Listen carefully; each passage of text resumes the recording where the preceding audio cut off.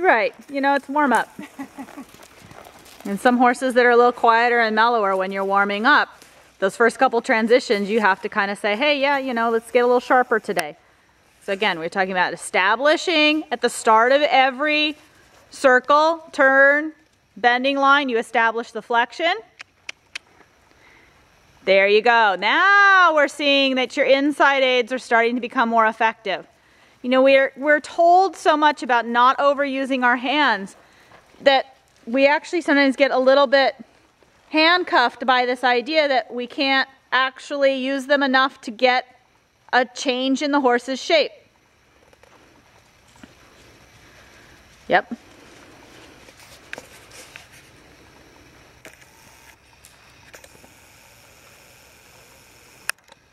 Now, keep the bend in your outside elbow.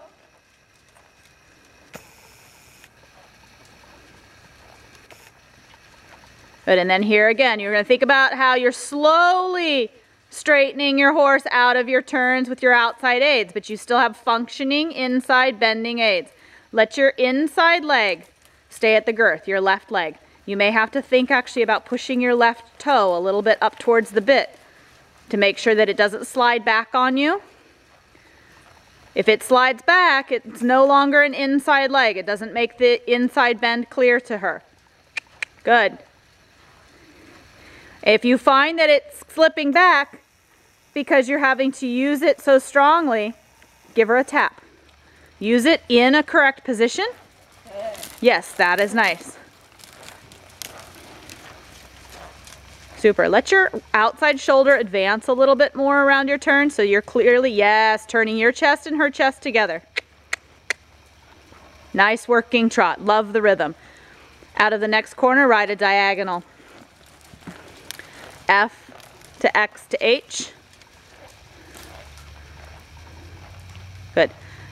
Keep both reins solid. Now as you pass through the cones, now you start working on the right flexion. Let your legs shift position.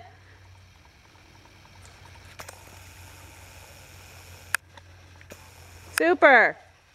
Up the rail, 20-meter circle at B.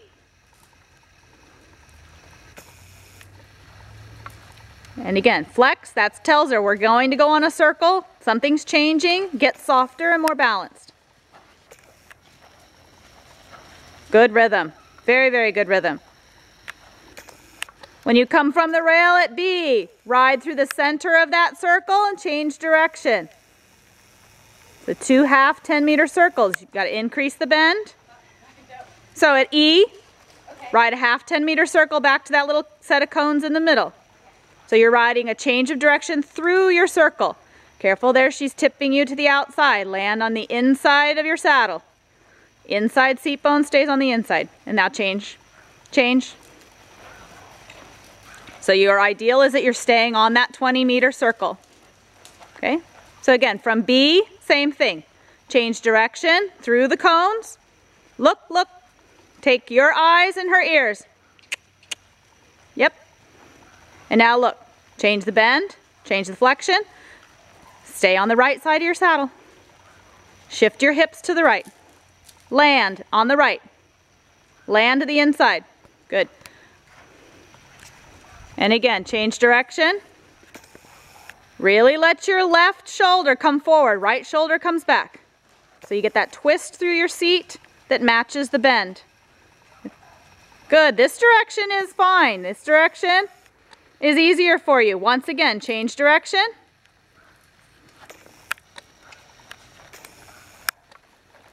And now you have to really let the right shoulder come back, left shoulder goes forward. Not overturning in your head though. Good, 20 meters. At E, prepare for a transition to canter. Or prepare for a transition to canter at E. And then sit and go, 20 meters. Good. Now stretch up. Sit into the saddle. Let your arms do the following, not just your seat. Outside leg clearly back. Bend in your elbows. Let your outside rein follow as well. Pick both hands up a little higher.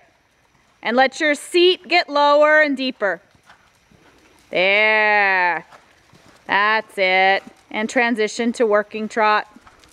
Stretch up, drop your seat down. Excellent. Stretch her long and low.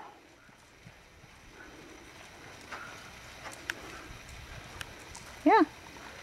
Make sure you flex her then again on your outside rein. So when you're inviting the horse to chew the reins, flex the horse to the inside, flex her slightly to the outside. See if she starts to say, ooh, could I have a little extra rein? Flex her inside, flex her now a little outside. See if she wants some rein. Good rhythms. Now flex her outside as well. So she's nice and soft on the inside rein, but you're not quite checking the outside rein. Yes. Now check the outside rein. Make sure she's soft. There we go. So she has to be looking to stretch into both reins to get that stretchy trot. More. So yeah, good, but you know. There's more there, right? So don't get too happy with too little. Yeah, more.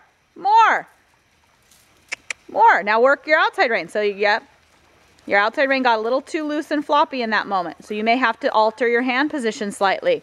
May have to come wider away from the neck to find connection. Because once you start getting halfway stretched and the reins get long, and the horse suddenly pops up because they hear something. Yeah, now take your left hand wide. Find the corners of her mouth, even though she's stretched down long and low. Keep feeling the corner of your horse's mouth, no matter how low her head starts to get. Are you working to keep the tempo? Yeah, tap then. Okay, because then she's losing the amount of impulsion necessary to generate the energy that will come over her back. Tap her again. Come on, tap again. Tap. Nothing happened. Good. There. Flex her again on your left rein. She's not yet dropping her head in one. Yeah, there you got the reaction on the left rein I'm looking for. Again, more than that. Super. Now transition to the walk. Forward, up, trot. Trot, come on, go. Forward to walk. Forward to walk. With connection, trot on. You lost your connection. You quit riding. You ride your horse forward to your hands to walk. So I'd be flexing and working that outside rein. Better, trot on.